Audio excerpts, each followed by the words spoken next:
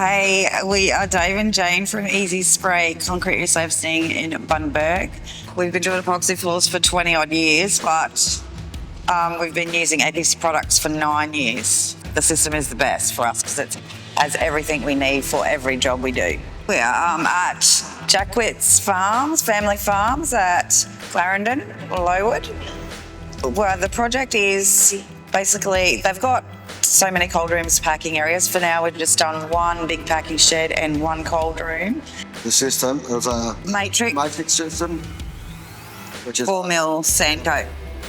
just for the hygiene and everything like that, and on slip, being a wet area, like with the cold room, that's always got water. With the broccoli, when they do all the broccoli and that, there's water always around, so it's a good non-slip product. With the concrete being so old and 25 years old, we got told yesterday, so that's why it was pretty bad with all the prep and everything we had to do. There was cracks in it, you could put your fingers down. Some of the cracks was, pretty bad.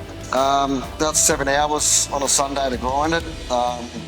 Then we done a pour-on coat, and then we spent another 4 hours the following day doing a trowel on screed coat.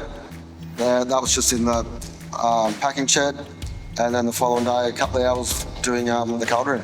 They put the air cons on the system on reverse that took a bit of the moisture out of the ground.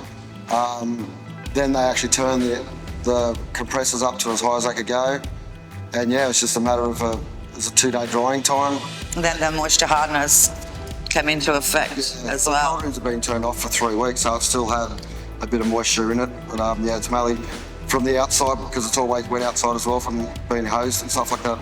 Just a lot of prep. With the concrete being so old and forklifts driving over it, getting dragged with pallets and everything like that. It's a bit of a mess, but it's like brand new now, so it's turned out good. Plus, it's a massive scale for the two of us. Like it's a huge scale. Every job's got a challenge.